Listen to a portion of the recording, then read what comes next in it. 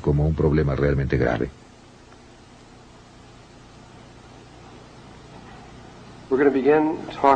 Vamos a comenzar a hablar acerca de otro tema,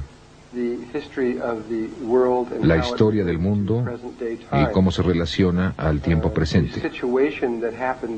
La situación que ocurrió y por la que nos encontramos en el mundo, que no se desarrolló por azar. Ocurrió cosas que necesitamos recordar. La mayoría de nosotros, no todos, pero vamos a ponerlo así, cuando menos muchos de nosotros estuvimos allí y tenemos esa memoria. Pero este no es el punto. Realmente solo necesitan saber exactamente qué ocurrió para tener una comprensión de cómo se llegó a esta situación. Esta historia, por supuesto, no la podrán encontrar en libros de historia, porque los libros solo abarcan 6.000 años y necesitamos retroceder como 450.000 años para el comienzo de todo esto. Las historias que les voy a contar son una combinación. Originalmente esto se dio por primera vez hace 8 años. Eran nada más las historias, como las dio Todd. Cuando Todd se fue hace un par de años, supe de Zecharia Sitchin y leí sus trabajos, y hallé que sus trabajos y los de Todd se complementaban casi perfectamente. Simplemente no podía ser una coincidencia. Era asombroso lo cerca que estaban el uno del otro. Y muchas cosas de las que Todd mencionaba, como que hubo gigantes en la Tierra, y no explicaba quiénes eran, aquí sí estaban explicadas. Por otra parte, muchas de las cosas que Zecharia Sitchin no comprende y pasa por alto rápidamente, fueron profundamente explicadas por Todd. De esta forma, la combinación de esto resulta en un punto de vista muy interesante. Ustedes no tienen que aceptar este punto de vista, pueden solo escucharlo como una leyenda y pensar al respecto y ver si funciona para ustedes, o solo tomen lo que creen cierto. Si algo no sienten que es cierto, entonces, por supuesto, no lo acepten. Yo sí lo creo y tengo que darlo. Yo creo estar tan cerca como se puede. Sin embargo, ustedes tienen que tomar en cuenta algo acerca de la historia que se escribe, y es que hay alguien más que la está escribiendo. Y quien quiera que sea, tenía su punto de vista. Pudo no haber sido el punto de vista de nadie más, solo su punto de vista. Y en muchos casos, especialmente en los últimos miles de años, en los últimos 6.000, fue el punto de vista de los ganadores de las guerras. El que ganaba la guerra decía, esto fue lo que pasó, y los perdedores no podían agregar nada. Y pueden ustedes revisar cualquiera de las grandes guerras, especialmente la Segunda Guerra Mundial, que fue algo muy emotivo. Saben que si Hitler hubiera ganado la Segunda Guerra Mundial, nuestros libros de historia serían completamente diferentes. Tendrían un conjunto de hechos totalmente distintos a los que estaríamos examinando, y nosotros seríamos los malos, y ellos tendrían muy buenas razones para matar judíos, etcétera, y todo lo demás. Y ustedes saben, se leería de manera totalmente distinta. Pero nosotros ganamos, así que lo pusimos de acuerdo a nosotros. Pues bien, todo ha sido así siempre, y nadie habla de eso. Y sin embargo resulta tan obvio. Hasta Todd está muy consciente de esto y dice, les estoy dando mi punto de vista. Lo he visto suceder, pero solo soy una persona. Y esto es lo que creo verdad. Pero deben pensar que otra gente puede tener un punto de vista diferente. Incluso él no dice, esto es así, tómenlo, déjenlo. Ustedes saben, hay diferentes puntos de vista respecto a todo esto. Una vez hecha esta advertencia, procederemos de esta manera. Voy a regresar, voy a comenzar primero con el trabajo de Zecharia Sitchin. ¿Quién ha leído su trabajo o parte de él? Solo 4, 5, 6, 7 personas. El resto de ustedes van a recibir un gran regalo aquí si desean saber acerca de esta persona. Verán, Por mucho tiempo en la Biblia se habló de muchas ciudades como Babilonia, etcétera, todas esas ciudades, y se pensó que era solo un mito, porque nadie pudo hallarlas, nadie sabía dónde estaban, ni siquiera había la más ligera señal de que hubieran existido. Y finalmente encontraron una que condujo a otra, que a su vez condujo a otra y a su vez condujo a otra. Se encontró que 7 u 8 o 9 de ellas estaban en el sur de Irak, que no era un desierto como lo es ahora, sino que fue una selva tropical, era un lugar totalmente distinto. Todas esas ciudades han sido encontradas ahora, han sido encontradas en los últimos 100 años, y la mayor parte en tiempos más recientes, y han excavado estas ciudades en capas, y han sacado estas tablillas de barro redondas. Y en estas tablillas está escrita la historia de la Tierra. Y lo escrito en esas tablillas, no solo Zecharia Sitchin, hay muchas personas que saben leerlas, se llaman signos cuneiformes, creo que así se dice. Mucha gente sabe leerlas y están traduciéndolas, y está cambiando el punto de vista del mundo, de lo que pensamos que es verdad. No solo cubre lo que John Anthony West está haciendo con la Esfinge, sino que estas tablillas están haciendo algo similar. Ustedes saben, siempre debemos creer a las fuentes más antiguas de algo que a alguien que está más lejos. Y estos son los escritos más antiguos que tenemos. Y están hablando de algo que nos es muy difícil creer. Es tan extravagante en tantos niveles que los científicos tienen muchas dificultades en aceptarlo. Por otro lado, si fuera algo no tan extravagante, lo habríamos aceptado inmediatamente porque la fuente es tan antigua.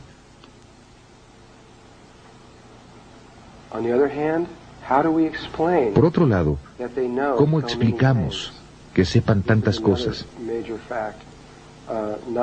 Este es un punto muy interesante. Los dogones no solo sabían acerca de todos los planetas exteriores, sino también los sumerios, desde el primer día. La cultura más antigua en el mundo, en 3.800 años antes de Cristo, sabía exactamente cómo era acercarse a todos los planetas exteriores, y los contaban desde afuera, como si entraran al sistema solar, desde afuera de él. De modo que somos el planeta número 7, creo, o algo así. Y mostraban con diagramas en la pared el tamaño relativo de los diferentes planetas y los describieron en detalle como cuando se pasa por ellos y se ven el agua que contienen, el color de sus nubes. Todo se describe en detalle. Tanto así que cuando salimos hacia allá, Zecharia Sitchin envió a la NASA una descripción sumeria de todos los planetas antes de que llegaran, y era totalmente correcto. ¿Cómo lo supieron? Conocían la precesión de los equinoccios desde el primer día. Sabían que la Tierra estaba inclinada sobre su eje 23 grados y que rotaba en un círculo que tomaba 25.920 años aproximadamente. Esto es muy difícil de comprender, especialmente para un científico, cuando tarda, calculado astronómicamente, 2.160 años de observación continua del cielo para saber siquiera que la Tierra está en un bamboleo. Un lapso mínimo de tiempo, 2.160 años. Y ellos lo sabían desde el primer día. ¿Cómo supieron eso? Hay tanta evidencia extraordinaria en esas tablillas de barro que no está siendo absorbida rápidamente debido a que es tan extraordinaria. Siempre hemos pensado que Moisés escribió el Génesis, como yo lo entiendo, cerca de 1250 años antes de Cristo. Esto es lo que siempre he leído. Y sin embargo, el Génesis está escrito en las tablillas de barro, palabra por palabra, 2000 años, más de 2000 años antes de que se escribiera la Biblia. Todo, hasta Adán y Eva y todos los nombres de los hijos e hijas y todo lo que surgió allí y todo el espectro de cosas del Génesis, Y todo estaba escrito antes de que Moisés lo escribiera. Es un hecho.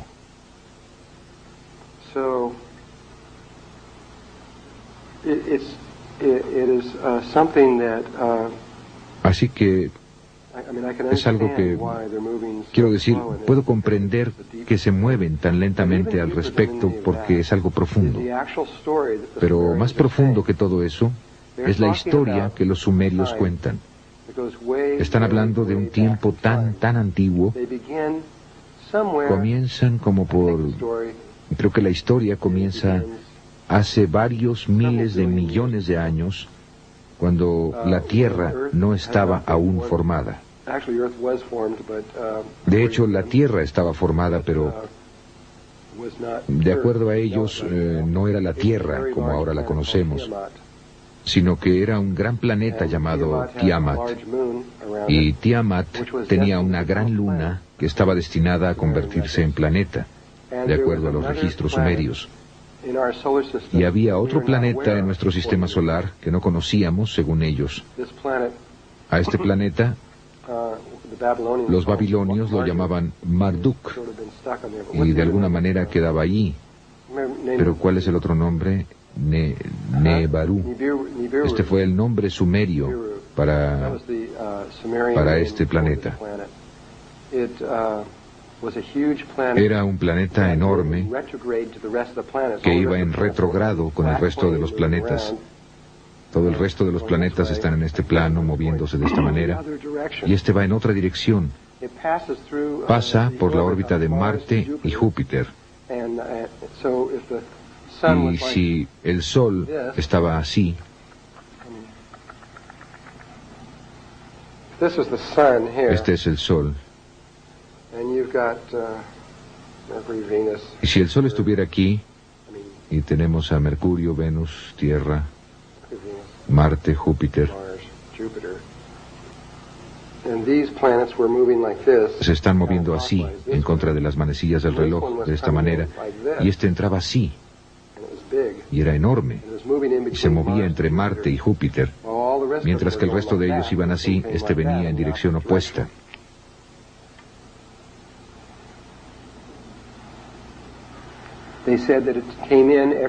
Dicen que llegaba cada 3.600 años.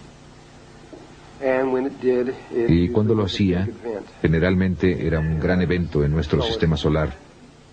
Y cuando se desaparecía, cuando se iba, desaparecía de vista. La NASA, por cierto, encontró este planeta. Realmente existe. Lo localizaron con sus 2 satélites. Tienen 2 satélites allá arriba, lo localizaron justo en donde está, y definitivamente está ahí.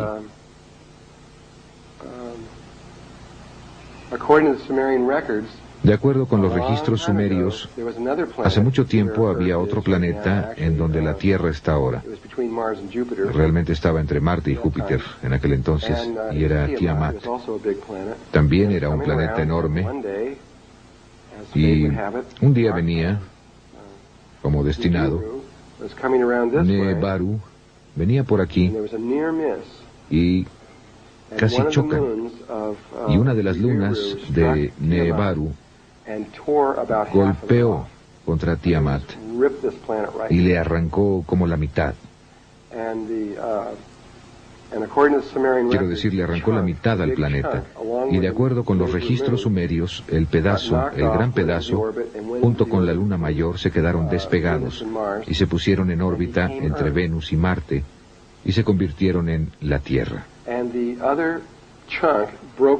Y el otro pedazo se quebró en millones de piezas y se convirtió en lo que los registros sumerios llaman la pulsera martillada, que es el cinturón de asteroides entre Marte y Júpiter, la que mucha gente ha tratado de explicar como otro planeta por la cantidad de materia que hay por allí. Pero de acuerdo con los antiguos registros, realmente era parte de la Tierra en un tiempo. Y esto es lo lejos que van los registros sumerios. Pasando por todo, hablan de toda clase de cosas, aquí hasta que comienzan en un punto a hablar sobre Nebaru, que está habitada por seres conscientes, llamados Nefilim. Este es su nombre. Y que los Nefilim son muy altos. Las mujeres miden de 3 a 4 metros y los hombres como de 4 a 5 metros. Y viven vidas extremadamente largas. No son inmortales, pero viven como 360.000 años en una vida, de acuerdo con los registros sumerios. Y luego mueren.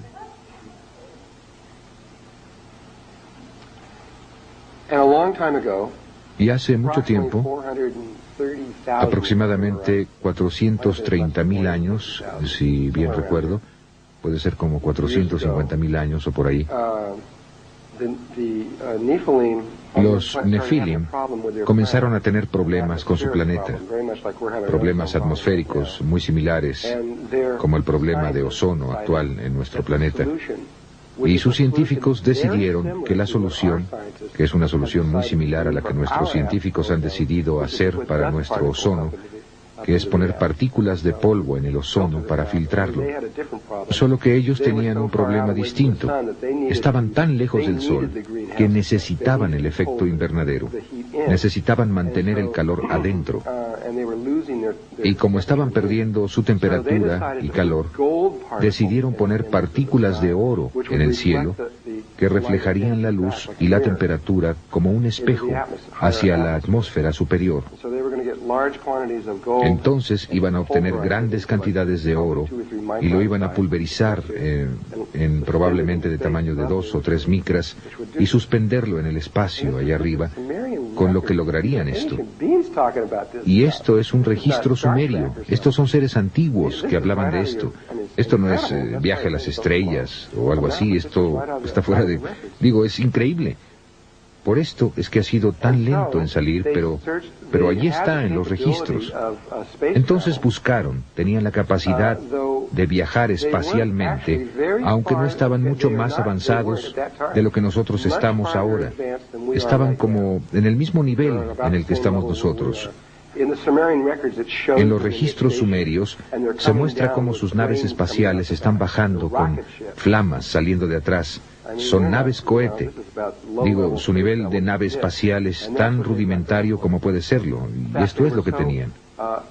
De hecho, estaban tan poco avanzados que tenían que esperar hasta que la nave estuviera cerca de la Tierra antes de que pudieran usar los cohetes para llegar aquí. No podían despegar a cualquier hora. Tenían que esperar a dar la vuelta hasta que estuvieran cerca para poder hacerlo. Así que buscaron por todo, no podían salir del sistema solar, y buscaron por todos los planetas que hay aquí, y encontraron que la Tierra tenía grandes cantidades de oro.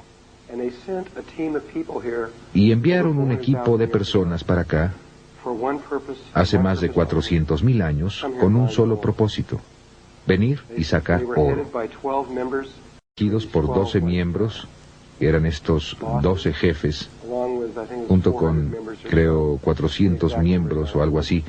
El número exacto no es importante, de trabajadores que vendrían y realmente harían el trabajo. Llegaron a esta área en el sur, pero primero llegaron al área de Irak y comenzaron a construir sus ciudades y cosas para construir sus asentamientos, pero no es aquí donde comenzaron a sacar el oro. A ver, ¿dónde estoy? Ah, estoy por acá, muy bien. En esta área, por acá. El primero por aquí. Y aquí es donde construyeron su primera ciudad, allá arriba.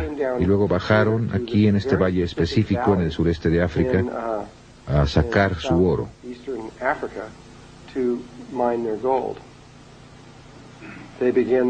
Comenzaron este proceso, estas 400 gentes fueron allá. Había una persona que pusieron aquí, uno de los 12 el que nunca recuerdo su nombre, tal vez lo recuerde, y era el jefe principal allí. Bueno, el resto de ellos se quedaron en la otra parte.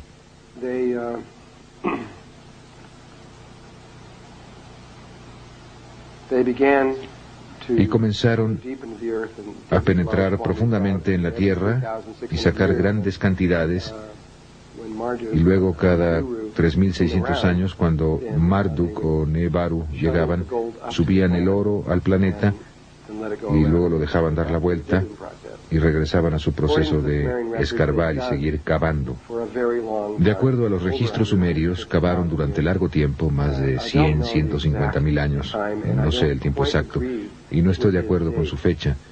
Sitchin llegó a esta fecha no directamente a través de los registros sumerios, sino calculando cuánto tiempo pensaba que debía ser, y llegó a un período de como 300 y tantos miles de años.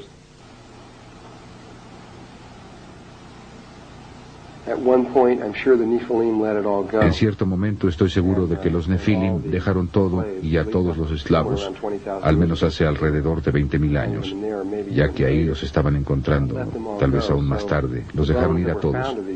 Entonces los huesos que se encontraron de estas gentes serían idénticos a estos huesos.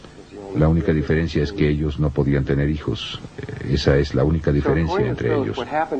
Entonces, de acuerdo con Todd, lo que pasó después de esto fue que cuando esta isla se hundió, otra configuración surgió en el Océano Pacífico, y las gentes de aquí, no de aquí, sino de aquí arriba, fueron llevados o de alguna manera tirados a esta isla.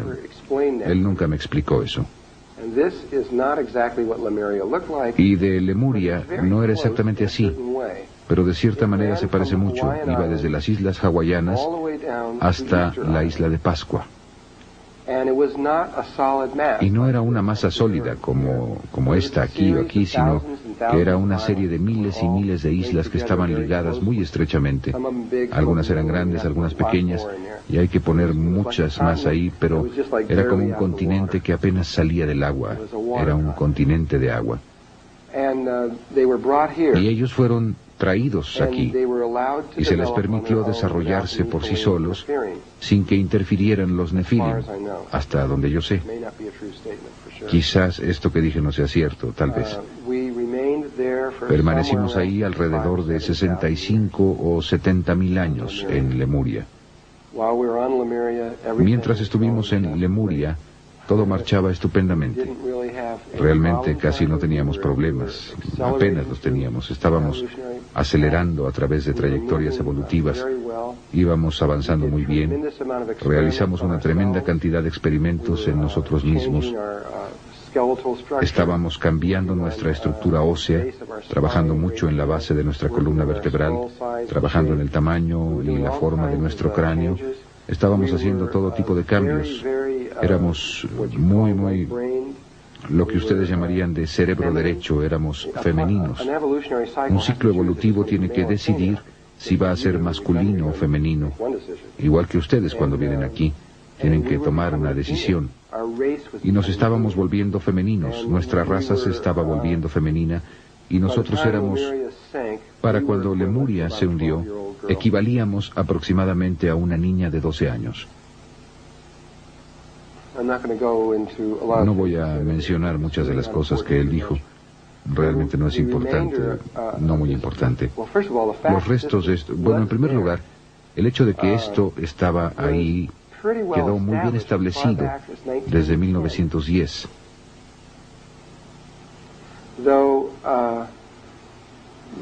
Aunque no recordamos mucho, ven, porque en 1912 algo pasó, después de lo cual hubo 3 años que sucedieron realmente rápido, 1912, 1913 y 1914. En 1912 se llevaron a cabo los experimentos que fueron similares a los experimentos como el de Filadelfia, de los que hablaremos posteriormente. De hecho, hicieron el experimento en 1913, que yo creo que fue lo que provocó la Primera Guerra Mundial en 1914. Después de eso, ya no volvimos a ser los mismos. Y antes de la Primera Guerra Mundial, el patrón de crecimiento era muy similar a lo que está pasando ahora.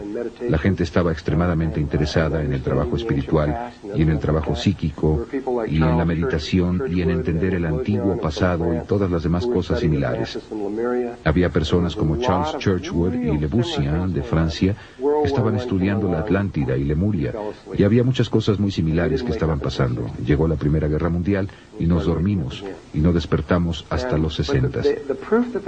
Y empezamos a despertar otra vez. Pero las pruebas que tenían en 1910 eran muy extraordinarias de que este continente estaba ahí y tenían que ver con el coral. El coral solo puede crecer 50 metros debajo de la superficie del agua. Y encontraron, frente a la costa de América del Sur, en el área de la isla de Pascua, que probablemente en aquel entonces estaba mucho más elevada. Y a propósito, el fondo del océano se eleva y cae frecuentemente. Tal vez no lo sepan, pero el océano Atlántico se elevó más de 3 kilómetros hace poco, en 1969, en enero de 1970. Y esto lo pueden consultar en la revista Life, que el fondo... En diciembre de 1969, el fondo del océano frente a la costa, frente a donde, en el área de las Bermudas, frente a esto, todas estas islas empezaron a subir. Muchas de ellas, 30, 40, 50 islas, salieron a la superficie. Algunas todavía están ahí. La mayoría se volvió a hundir. Y ese fondo había estado a una profundidad de más de 3 kilómetros antes de esa fecha. Entonces, también cuando leemos a Platón, y él describe a la Atlántida, y ellos hablan acerca de sus naves, y no es tan solo la Atlántida, sino toda el área más allá del estrecho de Gibraltar, saliendo del Mediterráneo. Ellos tenían muchos problemas para ir a ciertas áreas en el océano, porque el agua solo tenía de 3 a 5 metros de profundidad, y a veces incluso menos que eso. Y chocaban con lodo y tenían que ser muy cuidadosos al entrar a esa área. Y ahora está muy profundo. Las cosas cambian mucho. De todas formas, en 1910, sospecho que esta área estaba más alta porque podían ver estos anillos de coral por toda la superficie del fondo oceánico al irse alejando de la isla de Pascua. Y midieron los anillos de coral. ¿Cómo? No lo sé. O tal vez lo calcularon. Pero fueron calculados o medidos a una profundidad de 600 metros. Esto quería decir que originalmente los anillos de coral tenían islas en el centro, porque los anillos tenían que estar en la superficie. Y si estaban a 600 metros de profundidad, eso quiere decir que, debido a que solo pueden crecer hasta los 50 metros, se hundieron muy lentamente. Bien podían ver que estos anillos de coral continuaban a la distancia y sabían que tenía que haber muchas islas en esa dirección. Al mismo tiempo, con esta poca información, si estudiamos la fauna y la flora proveniente de las islas hawaianas, hay toda una serie de islas que se mueven a lo largo de un arco como este, que corre por aquí hasta llegar a la isla de Pascua. Estas islas están separadas por largas distancias, pero si ven un mapa, verán este largo cordón. Eran las costas occidentales de Lemuria hace mucho tiempo, todas ellas, incluyendo las islas de Tahití, Tereina, todas estas diferentes islas así. Pero lo que es interesante acerca de este cordón de islas, en ninguna de estas otras islas, solo en este cordón, es que todas las islas, todas tienen exactamente la misma fauna y flora. Tienen los mismos árboles, las mismas aves, las mismas abejas, los mismos insectos, las mismas bacterias, todo. Ya dice que se interesaron, ¿verdad? Solo para ayudar. Esos registros, los registros sumerios, tan solo son los registros más antiguos en el planeta. Y tienen 5.800 años de antigüedad. Pero los registros están hablando acerca de cosas que sucedieron hace 400 y pico de miles de años. Vamos a completar la vuelta al círculo aquí y explicar cómo obtuvieron esa información. No, las tablillas solo tienen 5.800 años. Hablando acerca de cosas, son los registros escritos más antiguos que hablan acerca de cosas que se remontan hace 450.000 años. Antes de ese, nos estamos remontando aproximadamente al principio de nuestra raza. Incluso si están hablando científicamente o a través de Thoth, tenemos aproximadamente 200.000 años de edad. Depende de con quién hablen. Ese es más o menos el tiempo que hemos estado en el planeta. La más antigua es aproximadamente 250.000. Sitchin dice que nos remontamos más atrás de eso, tal vez 300.000 años más o menos, pero los registros no dicen eso. Y Todd no dice eso, ni tampoco los Melquisedecs. Solo tenemos un poco más de 200.000 años. Hubo civilizaciones en la Tierra mucho antes de este ciclo y mucho antes de que los Nefilim estuvieran aquí, que eran mucho más avanzadas que tanto tú, yo y los Nefilim. Y se fueron sin dejar huella. Cuando entiendan de qué se trata todo este asunto, van a entender por qué no queda nada cuando ellos se van. Sí, bueno, es el pasado del planeta. Es parte de quiénes somos, en cierta forma. Nosotros tenemos acceso a toda esa información. Saben, hay un componente en nosotros que tiene registrado todo eso, en cada uno de nosotros. Aunque no es... Bueno, realmente sí es. Iba a decir que no es fácilmente accesible. Realmente es fácilmente accesible. Simplemente no lo sabemos. De cualquier modo, esto empezó a desarrollarse muy saludablemente. Todo estaba marchando de maravilla. Más o menos 1000 años antes de que Lemuria se hundiera, y también se hundió, con excepción de esas islas exteriores, ahí había dos personas. Sus nombres eran Ai y Tia. Y dentro de poco les voy a mostrar un retrato de Tia. Ella era... Nosotros también éramos de piel muy oscura en aquel entonces. Y ella y su esposo hicieron algo que nadie más había hecho antes, al menos en nuestro ciclo de vida, en nuestra trayectoria evolutiva. Ellos habían descubierto que si hacen el amor de una cierta manera, así como hay una cierta manera para respirar, que hace algo diferente, bueno, hay una forma diferente de tantra que crea un tipo diferente de bebé, y del resultado de ese tipo diferente de nacimiento, los tres se volvieron seres inmortales. En otras palabras, al tener un bebé de cierta manera, la experiencia los cambia para siempre. Y ellos sospechaban que eso era cierto. Estoy seguro por la experiencia. Y luego, conforme pasó el tiempo y todos los demás empezaron a morir, y ellos simplemente seguían ahí, y después de un largo periodo de tiempo, ellos seguían estando ahí. La gente empezó a darse cuenta de que ellos realmente tenían algo. Finalmente, establecieron una escuela, fue la primera escuela de misterio, hasta donde yo sé, de la Tierra, de este ciclo. Se llamaba Naacal, N-A-A-C-A-L, o N-A-A-C-A-L, depende de cómo lo quieran pronunciar.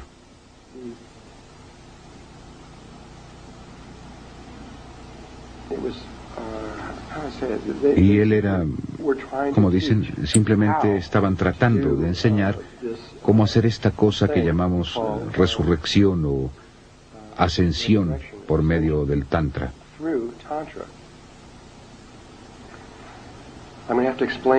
Voy a tener que explicar eso en detalle en el momento adecuado. Ahora tenemos mucho camino que recorrer antes de que podamos llegar al punto para entender exactamente lo que ellos estaban haciendo. Pero de todos modos, hicieron esto y entonces le empezaron a enseñar a otras personas.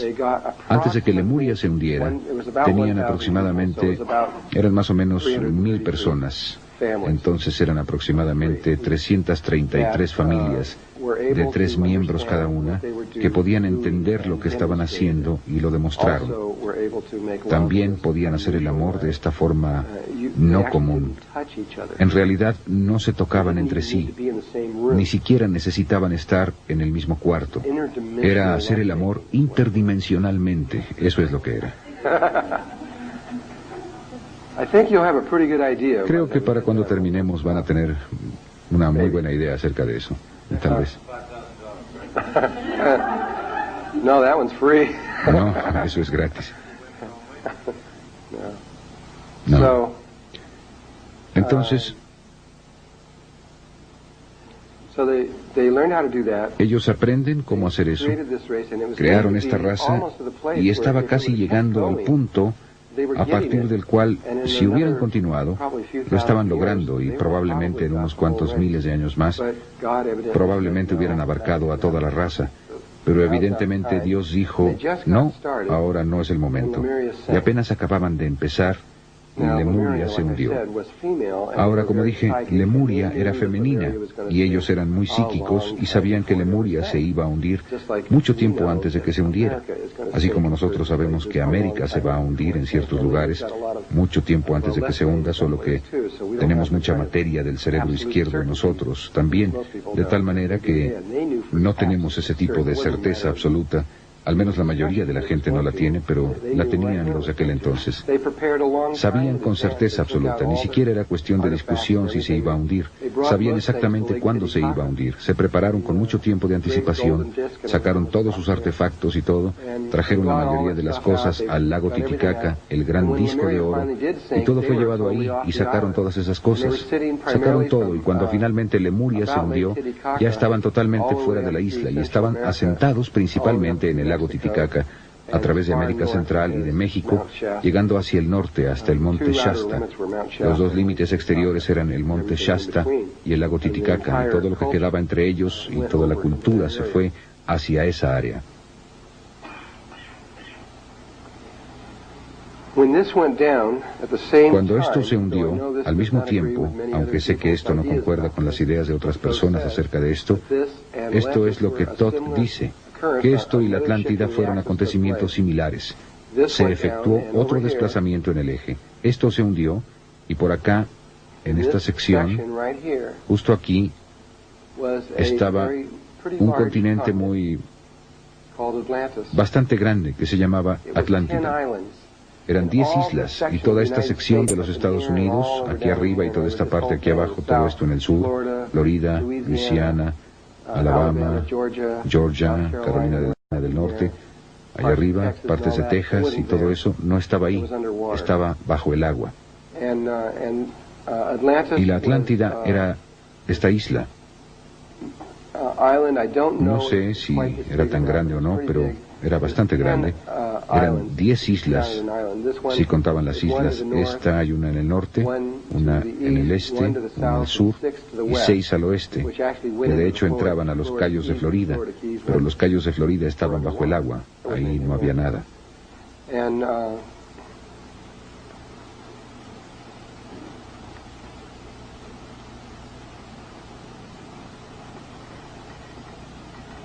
Y los sobrevivientes de la escuela de misterio Naacal, los seres inmortales, se trasladaron y, de acuerdo con Todd, volaron.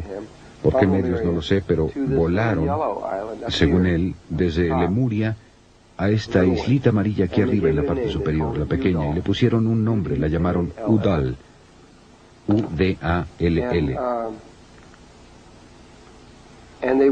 Y esperaron durante un periodo de tiempo muy largo. Y luego empezaron a hacer esta cosa que es...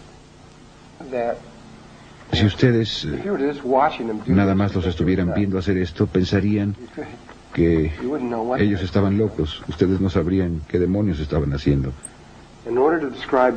Para describir lo que ellos estaban haciendo, primero tengo que describir otra cosa.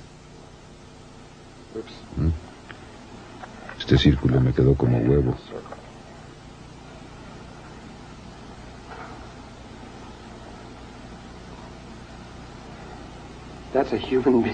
Ese es un ser humano desde la cabeza viendo hacia abajo. Ahí está la nariz. Y es calvo.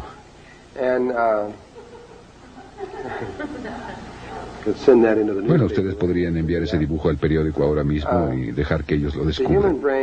El cerebro humano está dividido en estos dos componentes, lado izquierdo y derecho.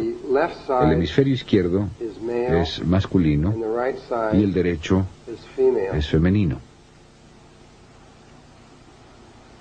El cerebro se vuelve a dividir por medio de esta otra delgada división en estos 4 glóbulos, así. Y el cuerpo calloso es lo que une a las dos partes. La naturaleza de estas dos es que si ustedes tuvieran esta palabra en inglés escrita love, amor, escrita en el frontal, este es el componente masculino. El componente masculino ve todo de una manera absolutamente lógica. Así es, podrían decir ustedes. Pero la mujer ve la imagen especular de la palabra.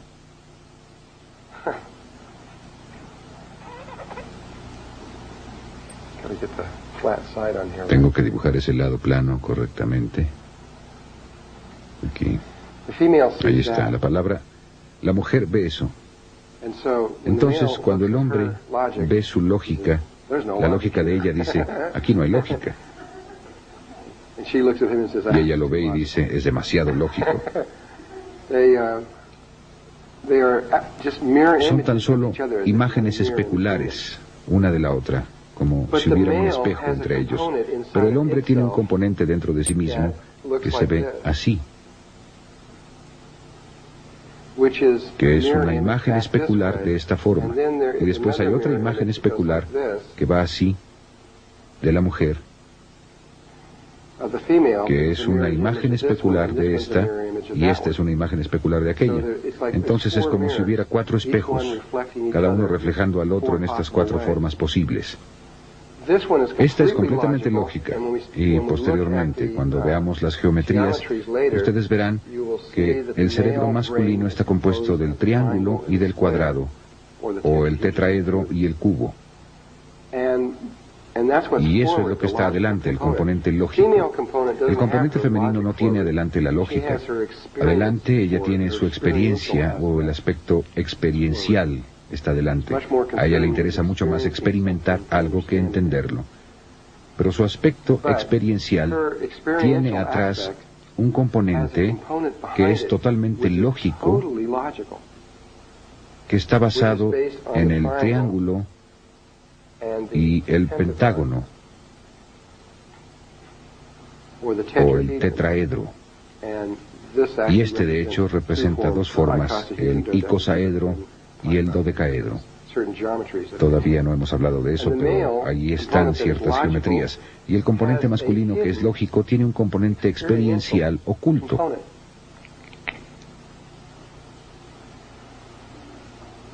Entonces, esto también es como una imagen especular de atrás hacia adelante de esta forma. Así es como estamos hechos, de acuerdo con Todd. Él es quien me dio este concepto e idea. Y hay un camino que atraviesa de esta manera de lógica, y un camino entre lo masculino y lo femenino que va de esta manera de experiencia. Entonces, esta isla de Udall, aquí arriba, aquí está esta isla. Lo que hicieron fue que cuando aterrizaron en esta isla, lo primero que hicieron es que construyeron un muro por la mitad de 14 metros de altura, 6.5 metros de ancho, y dividía a la isla. Había que entrar al agua para llegar al otro lado. Era literalmente, no había forma de llegar de un lado al otro. Y después hicieron un muro más pequeño que pasaba por aquí, la dividía en estos 4 lóbulos. La mitad de estas 1000 personas que eran parte de la escuela de misterio Nahakal fueron a un lado, la mitad al otro lado según su naturaleza, y la mitad se volvió el componente masculino del cerebro y la otra mitad se volvió el componente femenino del cerebro. Y pasaron ahí muchos miles de años desarrollando esto. Seleccionaron a 3 personas y el papá de Todd fue una de estas. Se llamaba Todd Mess, y él y otras 2 personas se convirtieron en el cuerpo calloso, la parte que une entre sí a los hemisferios izquierdo y derecho. Y ellos eran las únicas 3 personas a las que se les permitía ir a cualquier parte de la isla. Aparte de eso, tenían que permanecer completamente separados unos de otros. Y empezaron a establecer, alinearon sus energías y sus pensamientos y sus sentimientos y todo con un cerebro humano.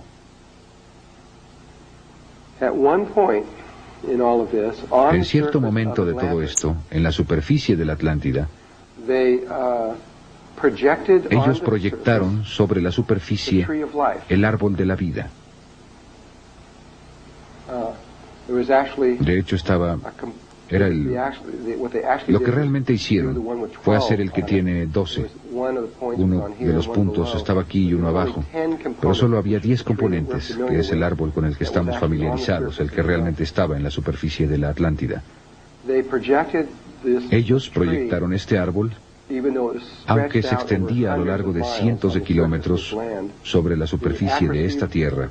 La exactitud, de acuerdo con Todd, era la exactitud de un átomo.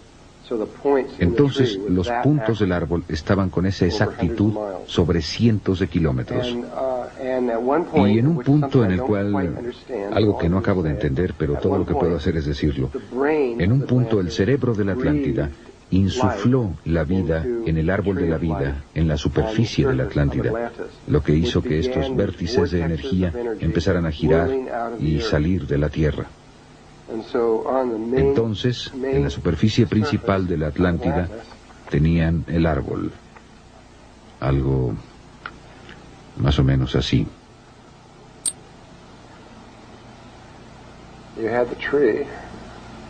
Aquí está el árbol.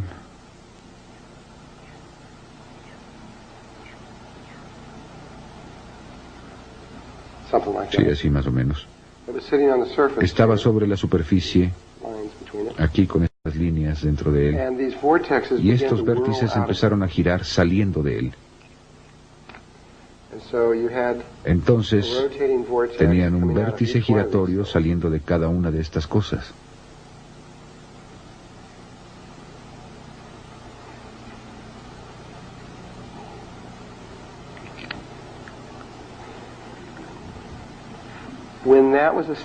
Cuando eso quedó establecido, entonces el cerebro de la Atlántida llamó a los hijos de Lemuria. Los llamaron psíquicamente, y millones de estos seres que estaban a lo largo de América del Sur y de América del Norte empezaron a ser atraídos psíquicamente, y se realizó una gran migración en la que todos ellos empezaron a moverse hacia este lugar y hacia la Atlántida. Sin embargo, debido a que el cuerpo lemuriano solo había alcanzado los 12 años de edad, no había completado todos los... no era un adulto, entonces no tenía en funcionamiento todos sus centros. Entonces solo había 8 de los 10 centros que los lemurianos manejaban con maestría. Entonces fueron atraídos a... Cada individuo fue atraído a uno de estos 8 centros, de acuerdo con su naturaleza, y ahí es donde empezaron a construir las ciudades. De hecho, había 10 ciudades en la Atlántida, y los registros mayas dicen muy claramente que así era. De hecho, tengo esos registros justamente aquí. Hay un documento que se llama el documento Troano, T-R-O-A-N-O, y ahí estaba. Ahora se encuentra en el Museo Británico. Se estima que tiene al menos 3.500 años de edad y describe en detalle el hundimiento de la Atlántida. Y solo lo voy a leer.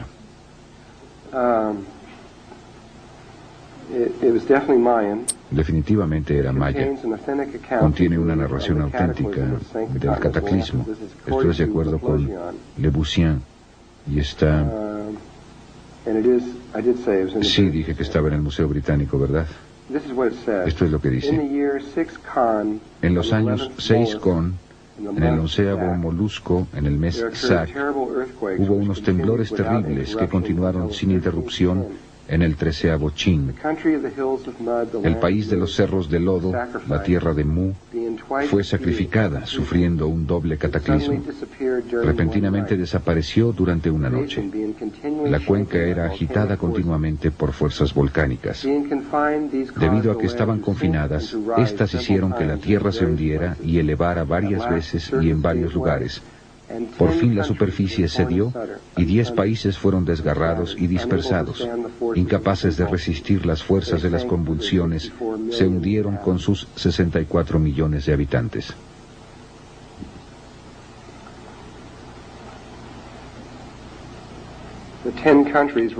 Los 10 países se referían a los 10 puntos en el árbol de la vida. Pero cuando ellos, y a propósito, cuando vean este documento, muestra esta ciudad muy moderna, una ciudad extremadamente sofisticada, con volcanes haciendo erupción dentro de ella, y a todo su alrededor, y pirámides y todas estas cosas siendo destruidas, y la gente subiendo en botes y tratando de escapar. Y describe todas estas diferentes cosas en lengua y descripción maya. Y después, cuando llega al punto, a un punto ahí, 3.5 piedras están pintadas de negro. Más tarde describiremos lo que es eso. Se refiere al momento cuando entramos en lo que en nuestros días se llama zona electromagnéticamente nula. Es el desplazamiento desde cuando los polos se desplazan. Este fenómeno se presenta y entraremos en mucho detalle acerca de esto, donde durante 3 días y medio estaremos en la oscuridad. Pero ese periodo de tiempo en realidad podría ser entre 2 y medio hasta un poco más de 4 días. Podría durar cualquier tiempo en ese periodo y normalmente está entre 3 y 3.5 días. Y el último evidentemente duró 3.5 días. Es más que solo oscuridad, es la nada, está vacío, es fuera de aquí.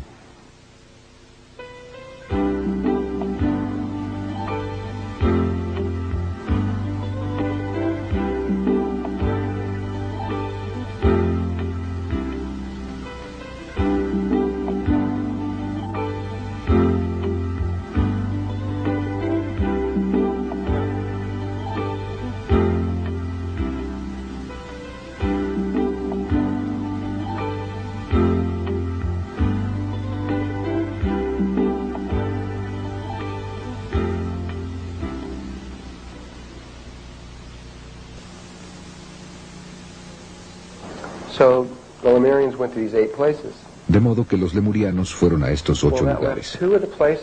Pues eso dejó a 2 de los lugares sin nadie en ellos. Nadie, ni una sola persona. Nada más estos 2 vértices, solo jalando vida, pero nadie ahí.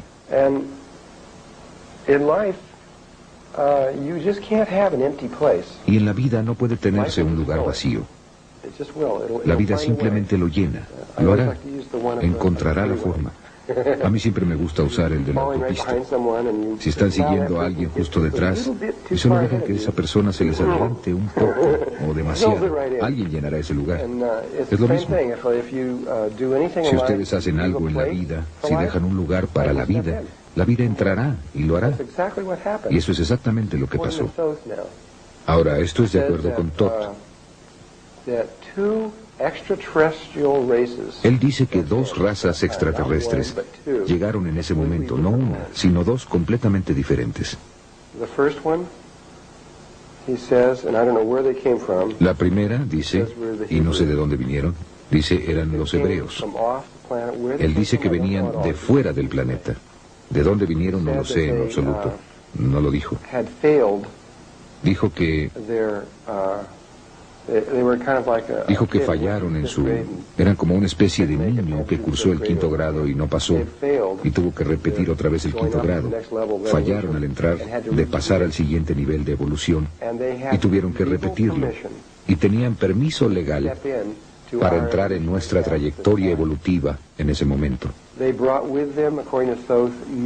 Trajeron con ellos, de acuerdo con Toth, muchos conceptos e ideas de los que todavía no teníamos idea, porque no habíamos entrado en esos niveles de conciencia. En otras palabras, eran como un niño que ya había pasado por el asunto de las matemáticas. Sabían qué era lo que venía y todo eso. Así que trajeron todas estas cosas de las que nosotros todavía ni siquiera sabíamos.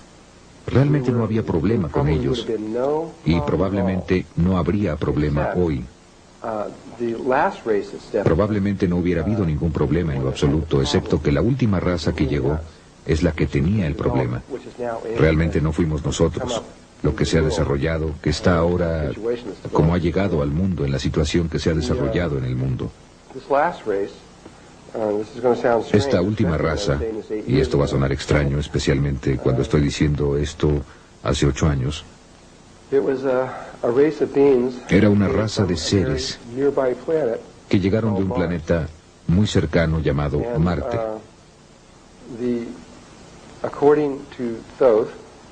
Y de acuerdo con Todd, Marte era un planeta que se parecía mucho a la Tierra hace un poco menos de 1 millón de años. Era muy hermoso, tenía océanos y agua y árboles. Es simplemente fantástico. Miren, desde que creamos este mundo, o todo este experimento en el que estamos desde hace mucho tiempo, desde el mismo principio, habían habido 4 veces en las que alguien decidió hacer algo que en la actualidad se llama la rebelión de Lucifer, aunque sucedió 3 veces antes. Otras 3 personas, además de Lucifer, intentaron hacer lo mismo. Cada vez provocó un total caos en todo el universo. Simplemente total. Un desastre total. Y durante el tiempo de Marte, hace años, fue la 3ª rebelión, si quieren llamarla una rebelión. Fue la 3ª vez que la vida decidió intentar este experimento. Y falló dramáticamente. Y por todas partes muchos planetas fueron destruidos, y Marte fue uno de ellos. Y lo que sucedió fue, y es lo mismo que está pasando ahora, que la vida intentó separarse de Dios. Pónganlo de esta forma. Vida. Había una parte de la vida que intentó separarse de toda la vida y crear su propia realidad separada.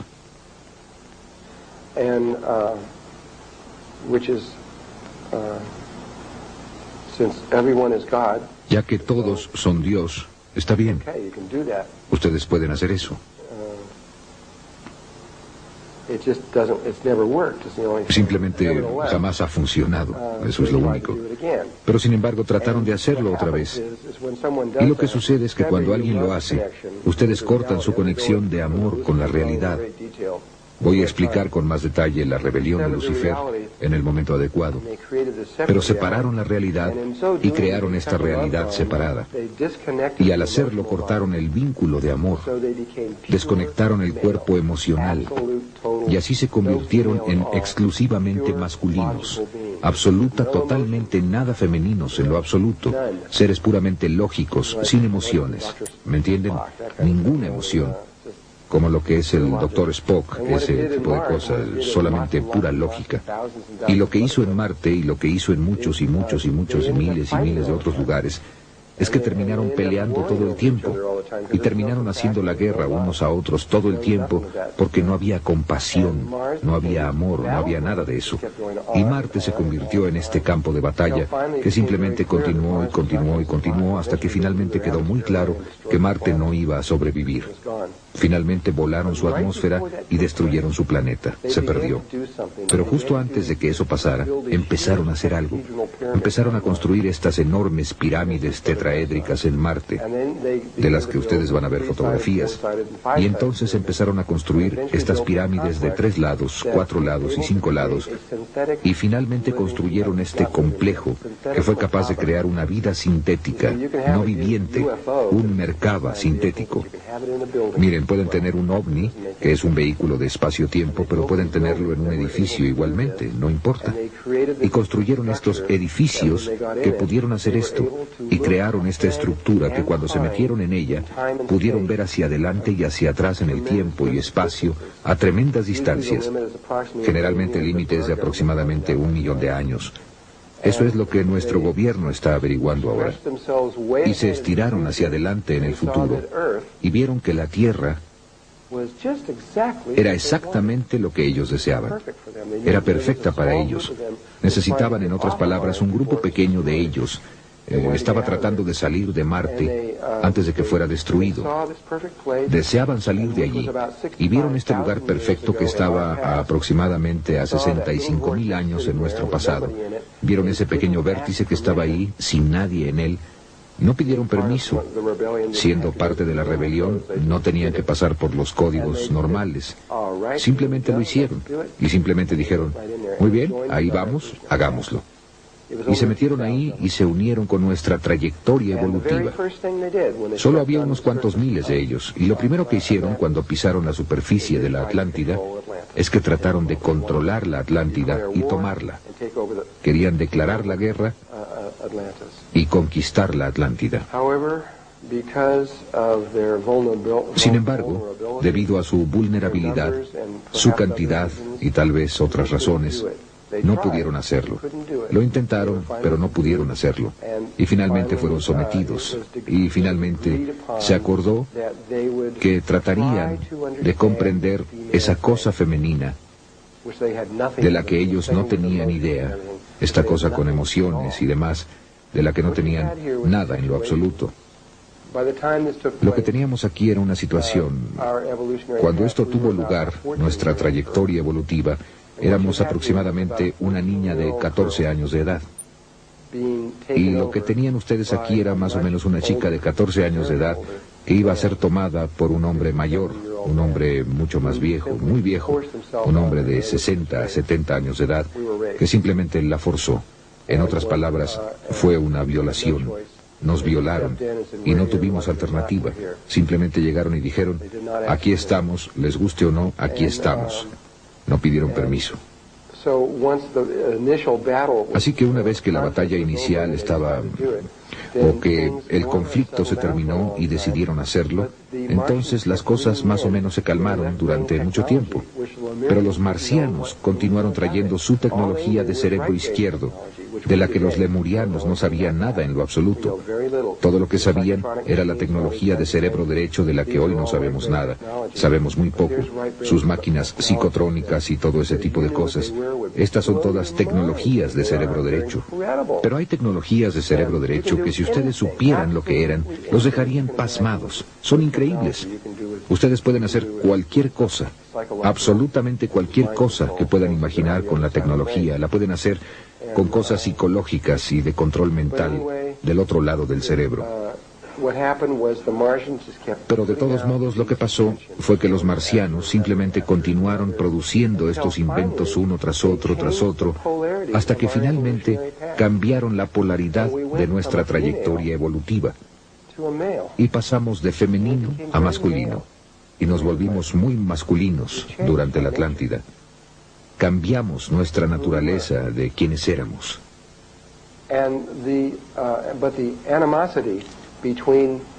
Pero la animadversión entre los marcianos y los lemurianos, y voy a poner a los hebreos junto con los lemurianos, la animadversión entre los marcianos y los lemurianos nunca cesó, sino hasta el mismo final.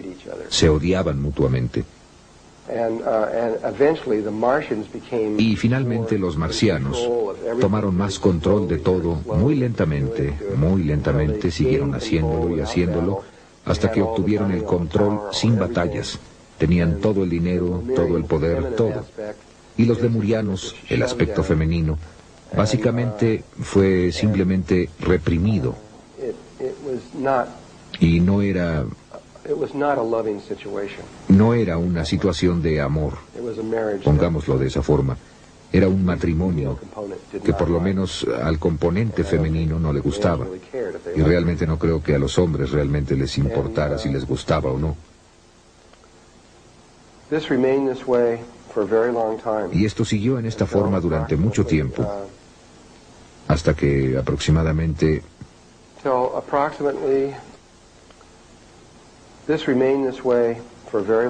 Y esto siguió en esta forma durante mucho tiempo, hasta que aproximadamente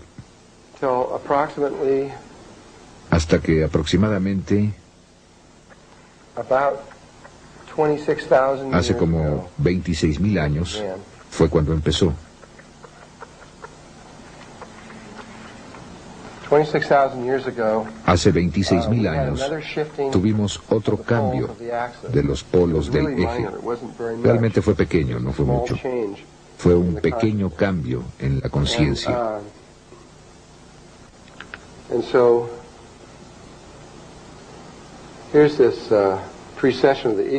Y así es que aquí está esta precesión de los equinoccios y aquí están estos lugares, justo aquí donde se lleva a cabo este cambio. Y aquí es donde estamos ahora. Regresaremos en el tiempo al mismo lugar en el que estamos justo ahora, exactamente hoy. Tan solo hace un ciclo estábamos en la Atlántida. Y en ese momento Los polos hicieron su pequeño cambio. No fue mucho, aunque la ciencia lo ha registrado. Definitivamente sabemos que tuvo lugar exactamente entonces. Todo eso ha sido establecido definitivamente. Y una pequeña pieza diminuta, no era así de grande, sino una pequeña pieza diminuta. Bueno, era grande, pero quiero decir, no era realmente grande. Probablemente era de la mitad del tamaño de Rhode Island o algo así.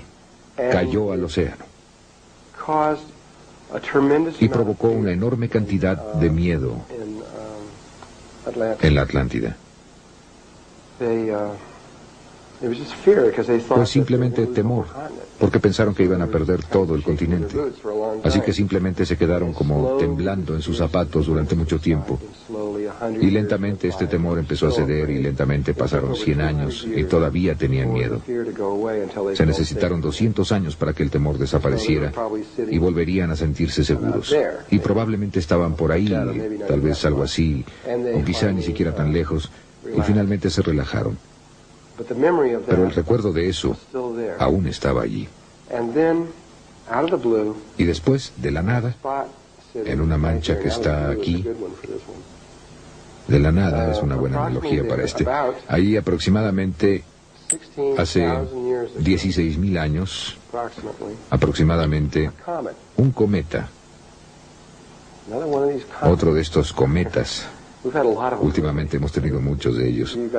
Ustedes, amigos, no saben acerca de todos ellos porque la mayoría se han mantenido en secreto, pero ha habido muchos cometas que han estado entrando, causando una asombrosa cantidad de interés y temor a niveles gubernamentales.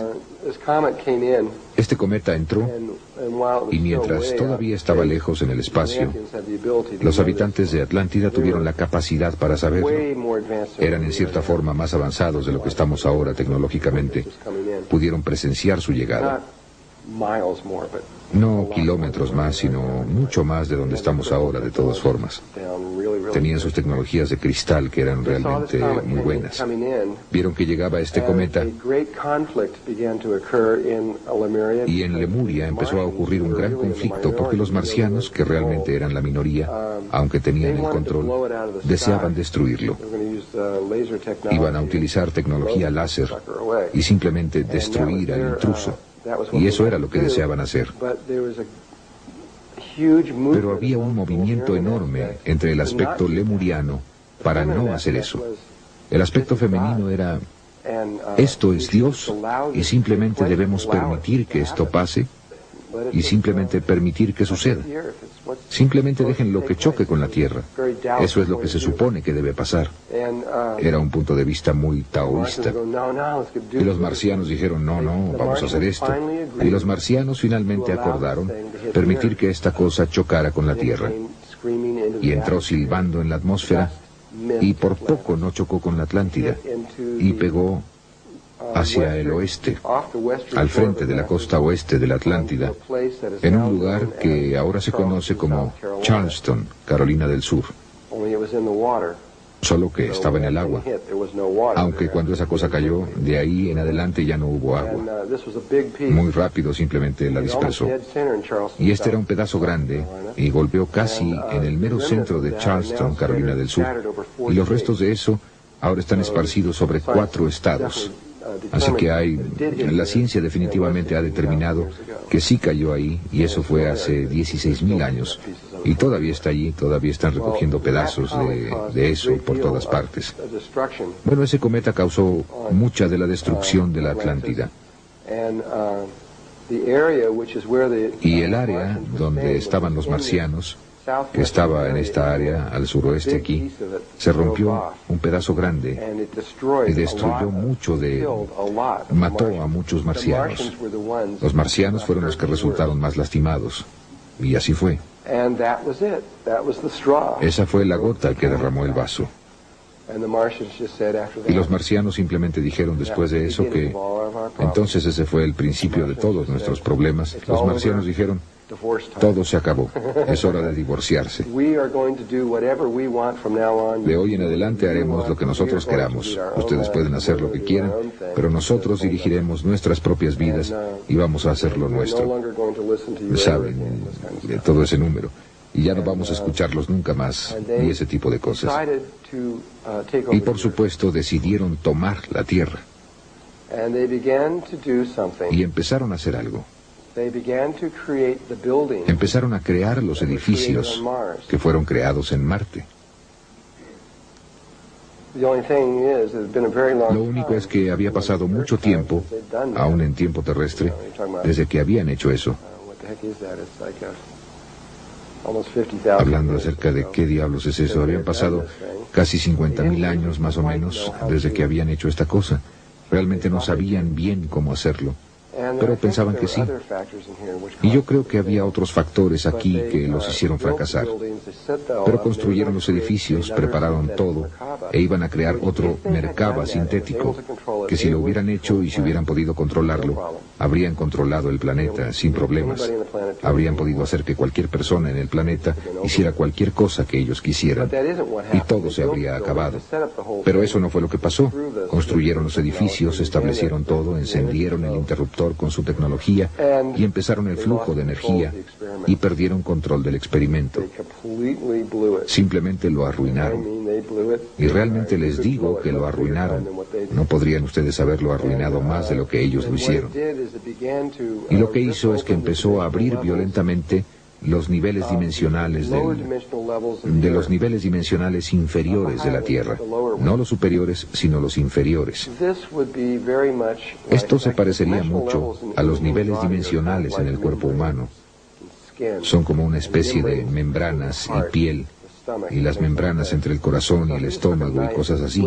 Así que si ustedes toman un cuchillo y abren su estómago, eso sería como abrir rasgando los niveles dimensionales de la Tierra. Tienen ustedes aspectos del espíritu que están separados de otros aspectos del espíritu mediante estas membranas dimensionales. Y ¿saben? Se supone que no se deben mezclar.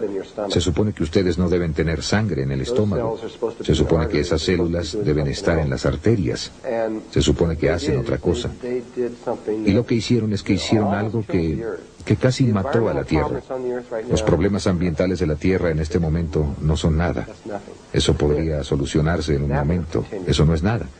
Pero esto, si eso hubiera continuado, habría destruido la Tierra para siempre. Nunca jamás hubiéramos podido volver a utilizar la Tierra como una base de cultivo para que las razas crecieran y de ahí partieran.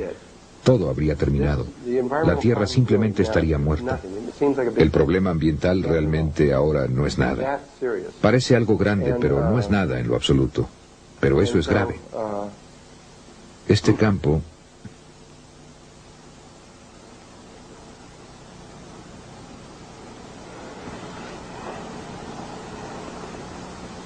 los 1.600 de ellos, hasta ese entonces creo, hicieron todo lo que pudieron intentar para tratar de aliviar la situación. Trataban de sellar los niveles dimensionales, sacar a tantos de estos espíritus de las personas y regresarlos al mundo. Simplemente hicieron todo lo que pudieron en cada nivel que pudieron. Fue una catástrofe total, la catástrofe más grande que la Tierra probablemente haya visto. Trataron de sacarlos, sacaron a la mayoría, sacaron a muchos de ellos.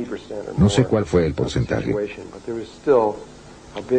Aliviaron aproximadamente 90% o más de la situación, pero todavía había una parte grande aquí, y la gente todavía encontraba a muchos de estos seres extraños dentro de ellos. Y así es que la situación desde hace 16.000 años, después de ese tiempo, empezó a deteriorarse extremadamente rápido. Todos los sistemas de la Atlántida, podríamos decir, los sistemas financieros, los sistemas sociales, ya me entienden, todos los diversos conceptos de cómo debiera ser la vida, degeneraron y se derrumbaron por completo. El continente de la Atlántida se enfermó, y toda la gente se enfermó, y todos empezaron a tener estas enfermedades raras, y todos empezaron a enfermarse, y todo el continente entró en un estado de sobrevivencia, simplemente siendo capaces de vivir a través de este tipo de situación. Iba empeorando y empeorando y empeorando y empeorando, y después de aproximadamente 3.000, un poco más de 3.000 años, probablemente Tal vez fue la peor situación que la Tierra jamás enfrentó.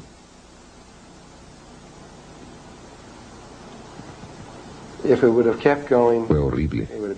Si hubiera continuado, hubiera estado en todas partes. Jamás habríamos podido sobreponernos y simplemente se hubiera acabado.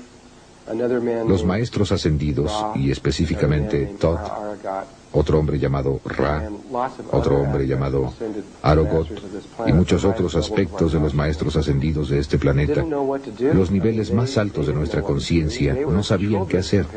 Quiero decir, no sabían qué hacer. Eran niños comparados con esta situación. No tenían idea de qué hacer. Y así es que oraron. Llamaron a niveles superiores de conciencia. Llamaron a todos.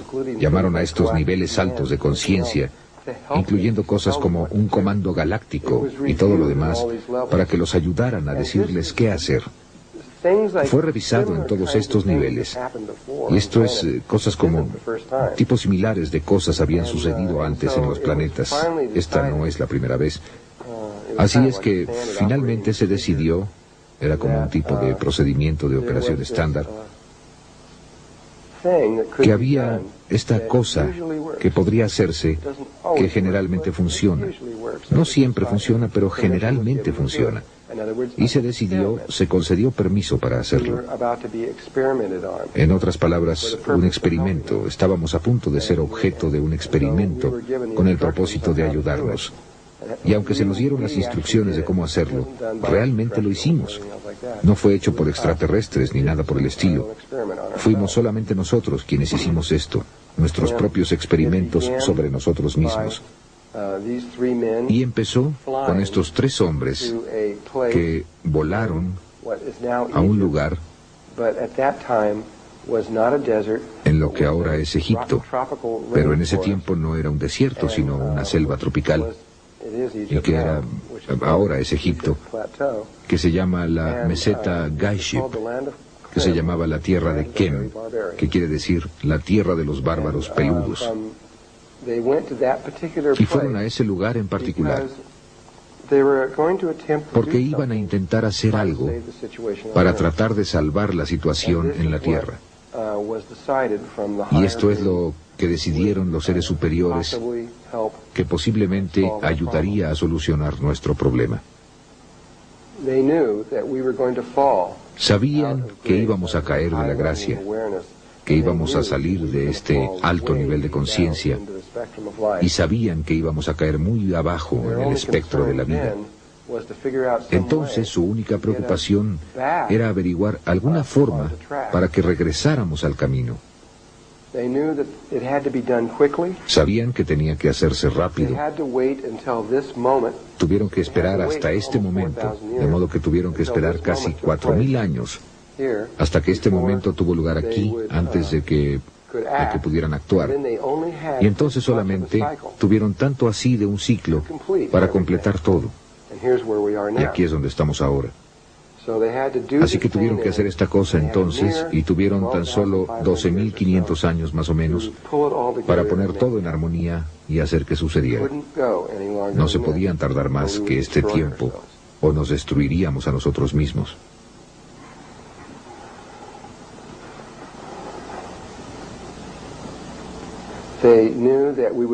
Sabían que caeríamos a donde estamos ahora y que para que continuáramos a partir del punto al que llegamos ahora en 1993, en los 90s, pongámoslo así, sabían que si íbamos a regresar al camino, tendríamos que estar como planeta en la conciencia crística en ese momento.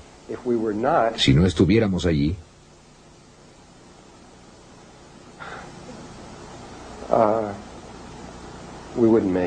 no lo lograríamos. No lo lograríamos en lo absoluto. Nos destruiríamos.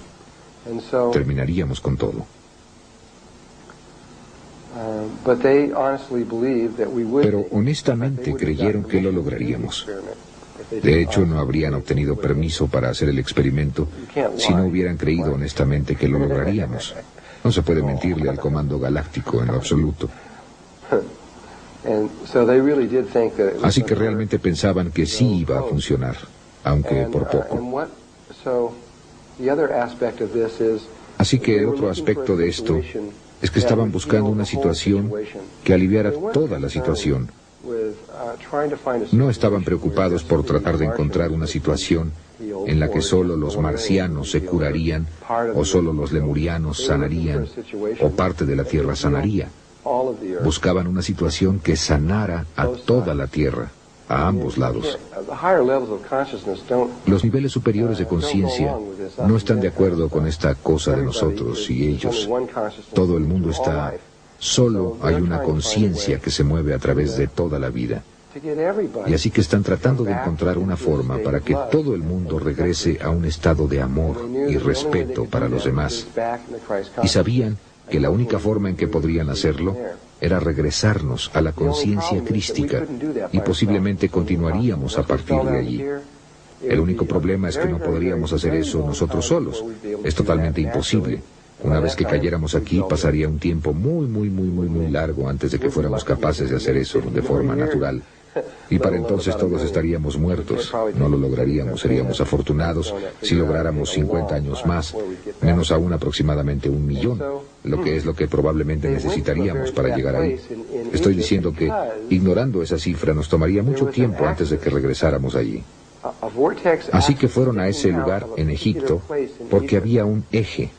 El eje de un vértice que sobresalía de un lugar en particular en Egipto, que era el eje que la red de la conciencia crística, o una de nuestras redes, era que realmente estaba allí en ese momento, pero sabían que se destruiría, pero el eje todavía estaba allí, y así que lo que iban a hacer era crear sintéticamente una red de conciencia crística alrededor de la Tierra. No una viviente. Llegaría a ser una red viviente, pero se haría sintéticamente. Sería como crear un cristal sintético que requiere una celda viviente, un cristal para hacerlo.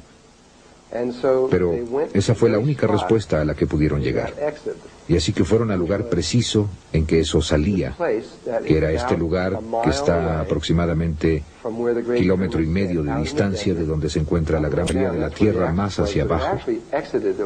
Ahí era donde estaba el eje, pero realmente salía de la Tierra, aproximadamente aquí.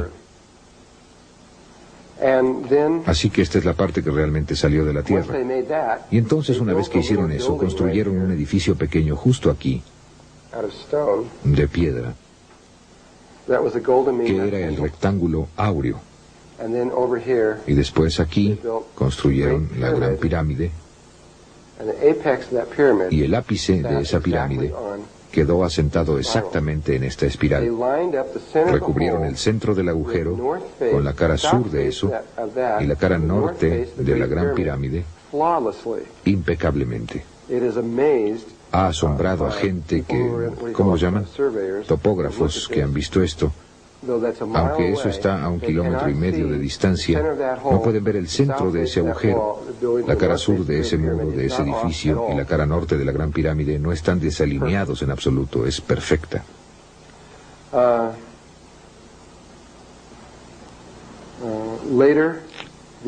Posteriormente fueron construidas aquí las otras 2 pirámides, y también fueron construidas directamente en esa espiral. De hecho, así es como descubrieron el agujero. Fue a través de fotografía aérea. Observaron que estas tres pirámides fueron colocadas sobre una espiral logarítmica. Cuando rastrearon la espiral a su origen, fueron a ese lugar y allí estaba el agujero, y allí estaba el edificio. Eso fue hace solo unos 10 años. Sí, todavía está allí. Yo lo he visto con mis propios ojos. He pateado las piedras y lo he visto, realmente está allí. Y considero que ese lugar, y hay una armonía. Lo que sucedió es, donde hicieron ese experimento fue aquí, en esta área. Aquí. Aquí y un poco más acá, en una de estas islas por aquí, a la que ahora le llamamos el Triángulo de las Bermudas. Y hay un edificio real aquí en la superficie en el fondo y abajo, que realmente no está tan profundo ahí, que tiene uno de estos adentro. Está girando muy rápido. Dos de esos campos contrarrotatorios que se están moviendo alrededor, creando este enorme Merkaba, un campo Merkaba sintético que se extiende sobre el océano, que es triangular debido a muy remotas. Ni siquiera podrían imaginarse qué tan lejos está. Y esa es una de las razones por las que esta raza de seres, llamada los grises y muchos otros seres que están aquí, de los que hablaremos en el momento apropiado, están aquí tratando de arreglar esto. Este es un problema enorme que se extiende más allá de la Tierra. Lo que hicimos en el pasado en la Atlántida iba contra toda ley galáctica. Era ilegal que nosotros lo hiciéramos y de todos modos lo hicimos. Y es un problema muy grande en todas partes. Se solucionará, pero no se solucionará sino hasta el año 2012. En ese momento se solucionará. Pero no hay mucho. Bueno, van a seguir intentándolo. Y yo sé que van a seguir intentándolo y tratando de lograrlo, pero finalmente tendrán éxito. Muy bien, necesito pasar. Regresaré a todo eso en el momento adecuado y hablaremos de todo eso para que sepamos de qué se trata todo el asunto. Vamos a ver.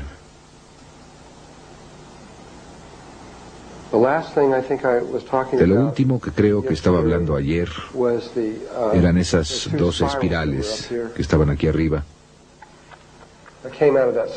Salieron de ese lugar a donde llegó Tot y Ra y Arogot, y llegaron e hicieron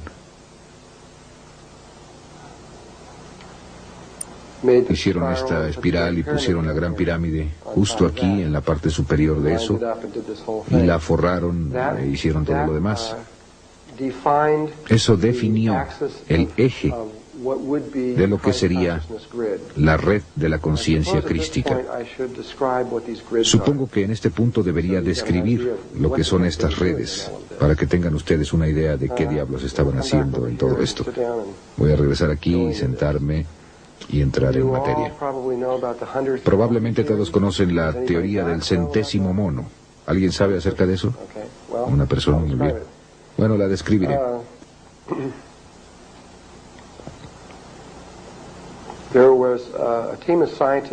Había un equipo de científicos hace algunos años, probablemente hace 20 años o algo así, que estaban trabajando con un tipo en particular de monos que se encontraban en estas islas frente a Japón. Estas islas eran varias islas pequeñas.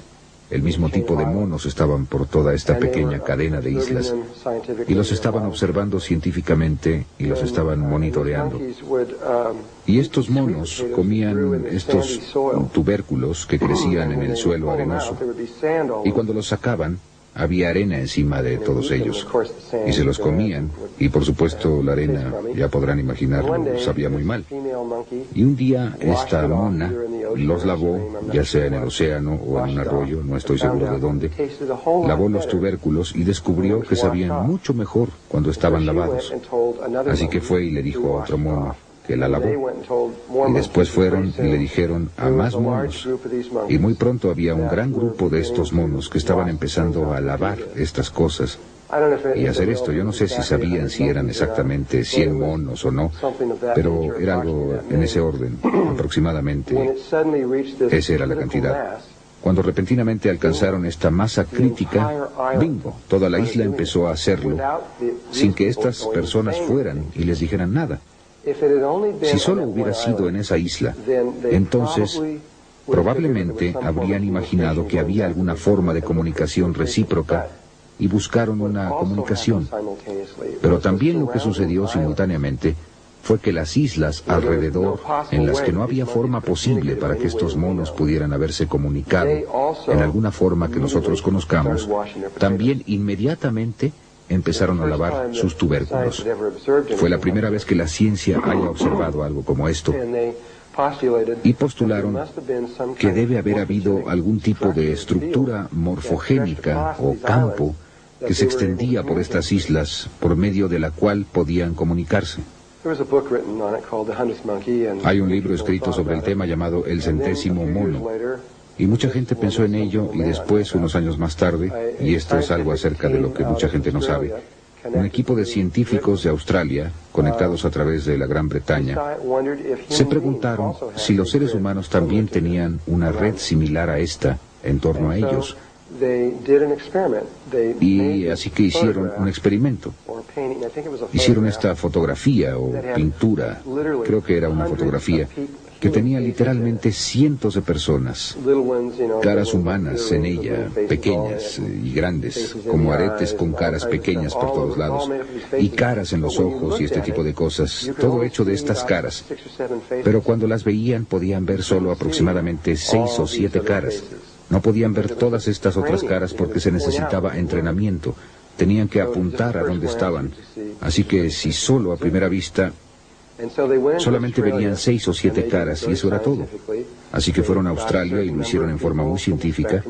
Consiguieron un cierto número de personas de un espectro de la población y les dieron mucho tiempo y grabaron todo y simplemente sostuvieron la fotografía para que alguien la viera y dijeron: ¿cuántas caras ves aquí? Y la veían y decían, bueno, en el lapso de tiempo que tuvieron salían con 6, 7, 8, 9, 10 caras o lo que fuera que vieran y grabaron eso y lo hicieron con todo un número de personas. Así lo hicieron y nadie estaba viendo. ¿Me entienden? Nadie estaba viendo más de lo que se esperaría que ellos vieran. Cuando consiguieron a unos cuantos cientos de personas que hicieron esto y grabaron con mucha seguridad lo que estaba pasando, entonces se fueron a Inglaterra, al otro lado del planeta, y en una estación cerrada de televisión por cable de la BBC, que solamente llegaba a Inglaterra, no iba a ninguna otra parte, mostraron la fotografía y cuidadosamente mostraron en dónde estaban todas las caras, cada una de las caras. Y después, 5 minutos más tarde, repitieron el experimento en Inglaterra, quiero decir, en Australia. Y miren, la gente repentinamente pudo ver 70, 80 caras. Ah, sí, aquí. Pudieron ver todas esas caras allí. Y en ese momento, la humanidad supo con certeza que había algo acerca de nosotros que no sabíamos. Ahora bien, los aborígenes en Australia ya sabían esto desde hace mucho tiempo.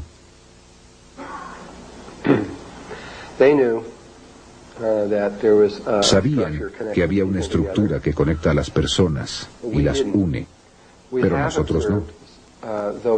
Habíamos observado, aunque no científicamente, pero realmente era la comunidad científica la que observó esto, que habría alguien en un lado de la Tierra que inventaría algo muy complejo y que al mismo tiempo, en el otro lado del planeta Tierra, en otro país no relacionado, alguien más inventaría lo mismo, con los mismos principios y las mismas ideas, muy similar. Y cada uno diría: tú me lo robaste. Era mío, ese invento era mío, yo lo hice primero, cosas así. Eso ha sucedido muchas veces en la ciencia y se ha repetido durante mucho tiempo. Y ahora empezaron a darse cuenta de que hay algo que nos conecta a todos.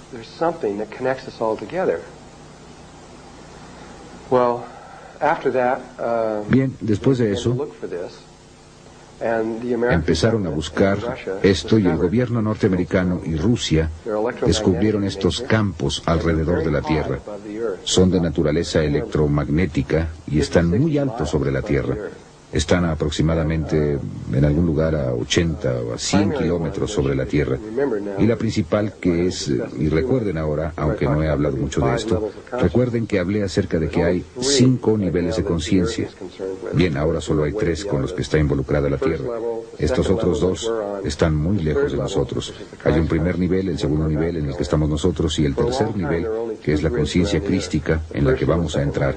Durante mucho tiempo hubo solo 2 redes alrededor de la Tierra, el primer y el segundo nivel.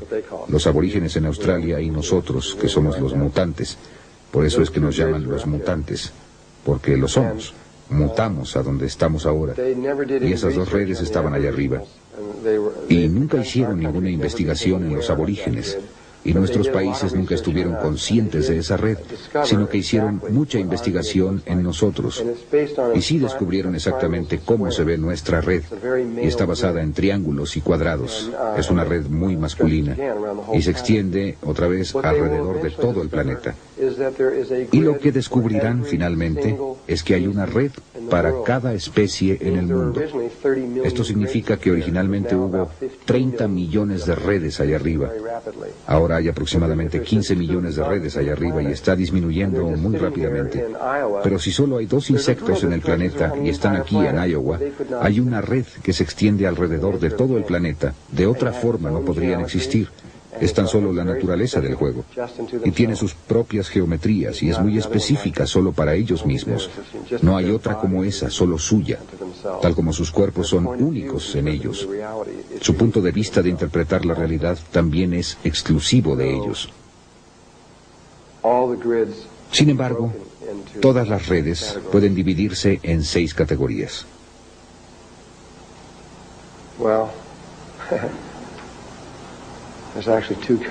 Bueno, realmente hay 2 tipos. Después se dividirían en 6 y 5. Así que realmente hay 11 categorías en las que se dividirían.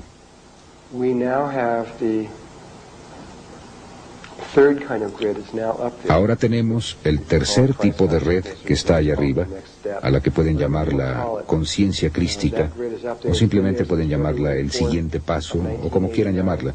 La red está allá arriba. Ha estado allí desde el 4 de febrero de 1989. Sin esa red, todo se habría terminado para nosotros. Pero ahí está. El gobierno se ha dado cuenta del segundo nivel de la red. Y cuando se dieron cuenta, creo que descubrieron esto por lo menos a principios de los 50, tal vez hasta en los 40 realmente. Creo que la red fue descubierta incluso antes de la cosa del 100º mono, para ser realmente precisos acerca de esto. Yo no pensaba así sino hasta hace muy poco tiempo y hay evidencia que llegó a mí por la que sospecho que esto es cierto. Empezaron a colocar todas las bases militares por todo el mundo, la ubicación de ellas, dónde las pusieron en estas pequeñas islas como Guam y lugares pequeños y demás. ¿Por qué pusieron esos lugares en donde los pusieron? No fue por las razones que dijeron, especialmente cuando despliegan ustedes la red y despliegan las bases militares por todo el mundo, especialmente entre Rusia y los Estados Unidos, y caracoles. Siempre están en estos lugares en donde están las intersecciones, justo en los puntos nodales de la red, exactamente encima. O allí en esas pequeñas espirales que salen de estas cosas. Y no hubiera sido posible que hubiera una coincidencia de que simplemente hubiera sucedido poner cientos y cientos y cientos de bases militares justo en estos lugares específicos. Realmente estaban tratando de controlar esta red, porque si tenían control de esa red, tomarían control de lo que pensamos y de lo que sentimos. Y había esta guerra que se daba entre estos 2 aspectos que cambiaron su naturaleza considerablemente en 1970, aunque lo explicaré más tarde. Así que lo que estaban haciendo allá en la Atlántida era que sabían que necesitaban crear esta red, el tercer nivel de la red. Sabían que tenían que crear eso para volver a crearla, porque la habíamos perdido, o de hecho en este punto sabían que íbamos a perderla y no podríamos recuperarla. Y así tuvieron que volver a crearla. Sabían que si la hacíamos por nuestra cuenta tardaría millones de años, o por lo menos mucho tiempo. Así que decidieron crear una sintéticamente. Hacer una red sintética. Es como hacer un cristal sintético. No se hizo en forma natural. Fue hecha por un experimento, por una intervención externa para tratar de ayudarnos. Era nuestra propia conciencia que hacía esto con el permiso de conciencias superiores y con las instrucciones de las conciencias superiores. Y así que lo hicieron. Empezaron haciendo el agujero justo sobre el eje de donde se ubicaba la red de conciencia crística existente.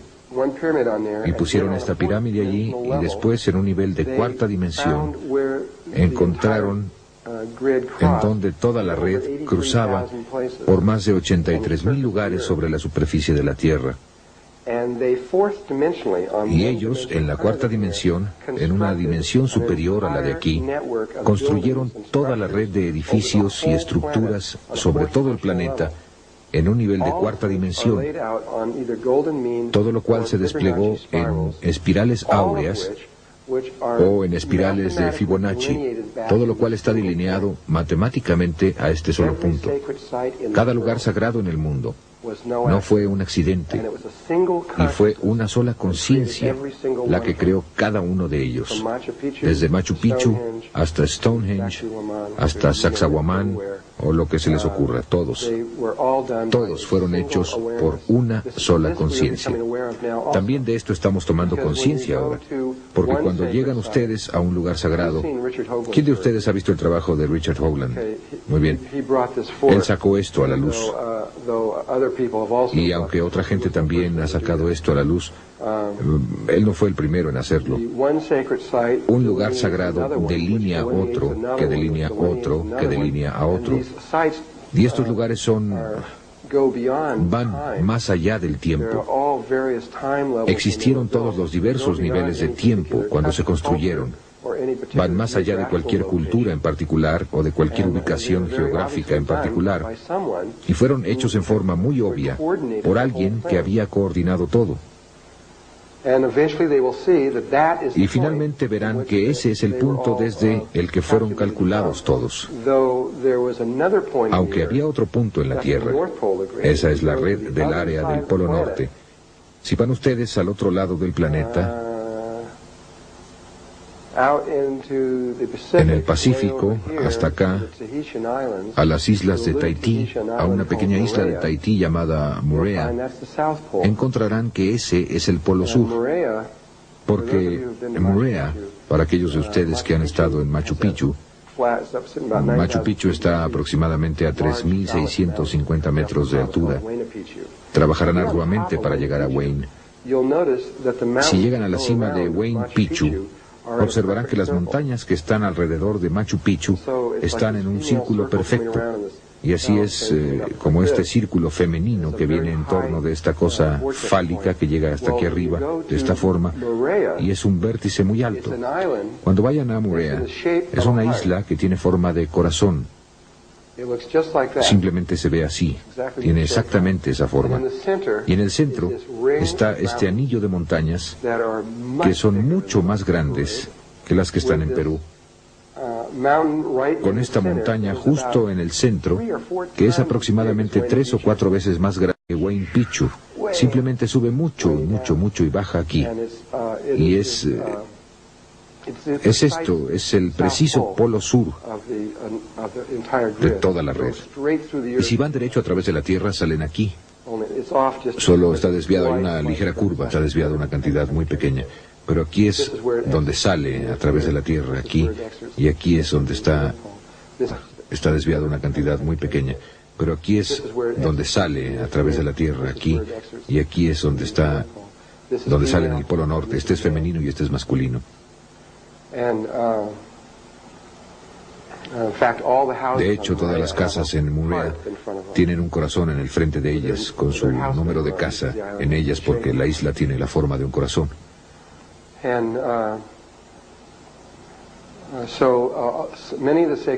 Y muchos de los lugares sagrados están conectados a este punto. Así que algunos de ellos están conectados aquí, algunos de ellos conectados acá, pero todos están interconectados a través de la red central.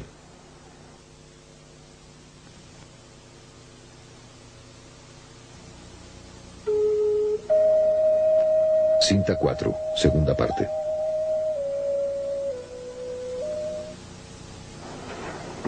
Ahora, llegando a esta estructura, solamente esta estructura fue construida en ese momento, aunque una vez más el resto de ellas fueron puestas.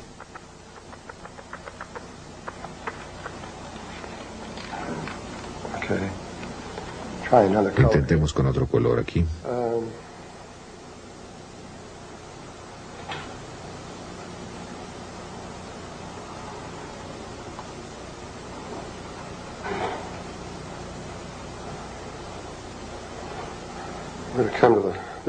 Esta es la Gran Pirámide.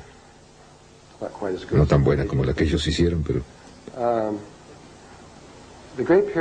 La Gran Pirámide tiene Quiero ver esta estructura un momento. Tiene una albardilla que le falta en la parte superior. He habido todo tipo de especulación acerca de qué es esta albardilla que falta. De acuerdo con Todd, la albardilla real que falta es de unos 20 centímetros de altura, de oro sólido, y una imagen holográfica de toda la pirámide. En otras palabras, tiene todos los pequeños salones dentro y todo en proporción, y está en los recintos de las memorias. No es la albardilla. Las otras dos pirámides culminan en una punta, solamente esta tiene esto. Pero la pieza que falta no es pequeña, es de aproximadamente 2 metros cuadrados. Lo que falta es una pieza grande. Se separan en la parte superior y es una pieza grande, plana, enorme allá arriba. Y es una plataforma de aterrizaje para una nave muy especial que existe en la Tierra. De acuerdo con las tablillas Esmeralda y con Todd, hay otro objeto no muy lejos de aquí llamado la Esfinge. La Esfinge es mucho más antigua, de 10 a 15.000 años, es mucho más antigua que eso. Y ha sido en su mayor parte, el factor que olvidaron considerar en sus ecuaciones es que la Esfinge generalmente ha estado bajo arena, ha estado bajo las arenas la mayor parte del tiempo. De hecho, cuando Napoleón fue a ver la Esfinge, ni siquiera sabía que estaba allí, porque todo lo que vio fue la cabeza. Estaba completamente sepultada. Y por lo general, está completamente sepultada. Así, cuando ese factor fue llevado allí, podrían ustedes ver que el desgaste sería... Tomaría mucho más tiempo desgastar algo que está completamente sepultado que cuando está expuesto. Y de acuerdo con Todd, esto se remonta a por lo menos 5,5 millones de años. Y creo finalmente que eso saldrá a la luz, porque hasta ahora no se ha equivocado en nada. Incluso John Anthony West espera de verdad que sea por lo menos de 200 a 400, un poco más de 200.000 años de antigüedad, pero ni siquiera se preocuparon por tratar de hacer esos tipos de especulaciones, simplemente querían pasar de esos 6.000 años, porque si podían superar los 6.000 años, entonces eso rompe la grieta. Así que hicieron eso. Más tarde trataré de regresar más y más y más cuando puedan presentar mayor evidencia. Así que bajo la Esfinge, según Todd, aproximadamente 1,5 kilómetros abajo, hay un salón redondo con una parte superior plana y un techo plano. Y dentro de este salón está el objeto más antiguo, el objeto sintético más antiguo del planeta, más antiguo que ninguna otra cosa. Regresando en el tiempo, de acuerdo con ellos, creen, aunque no pueden probarlo, hace 500 millones de años cuando empezó todo. Y el objeto es un enorme, aproximadamente de 2 cuadras de una ciudad, un enorme vehículo. Es extraordinario por el hecho de que solo tiene de 3 a 5 átomos de espesor, y su forma es redonda, es como un disco. Es redondo y tiene un fondo plano y una parte superior plana. En su parte superior, si lo ven de esta forma, tiene un dibujo que se ve así.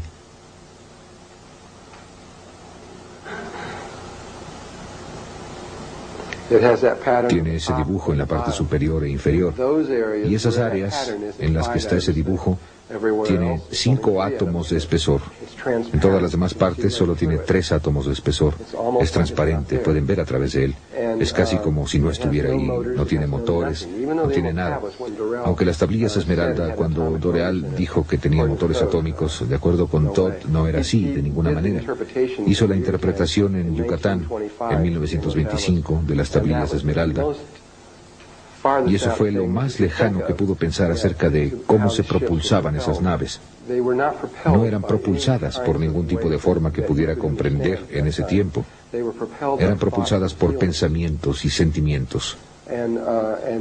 Así que estaban diseñadas para conectarse con su propio Merkaba viviente y extenderlo en una forma particular, debido a que esta nave estaba conectada directamente con el espíritu de la Tierra. Y en las tablillas Esmeralda se le llama una nave de guerra. Es extraño, me provocó un sentimiento extraño cuando lo leí por primera vez. Estoy pensando en mí mismo, dirigiéndome hacia formas espirituales, y aquí estoy obteniendo algo que dice que es una nave de guerra. ¿De qué se trata eso de la nave de guerra? Y justo en las tablillas esmeralda dice que cada vez que vamos en torno a la precesión de los equinoccios, que nuestros polos pasan por estos pequeños cambios, que atravesamos un espacio vacío durante unos 3,5 días. Y como planeta, nuestra conciencia es muy vulnerable, y cada vez hay seres que vienen de otra parte para tratar de tomar el planeta. Así que esto ha estado sucediendo durante millones y millones y millones de años, y todavía está sucediendo. Y cuando leí esto, ni siquiera sabía de los grises ni de nada de esas cosas. Fue hace mucho tiempo. Y pensé, ¿alguien viene de otra parte para tomar la Tierra? No, eso es absurdo. Y lo mismo está sucediendo ahora. Nunca se detiene. Simplemente continúa. Y en cada momento, siempre ha habido una persona muy pura, muy limpia, que averigua cómo llegar al siguiente nivel que se necesita en ese momento.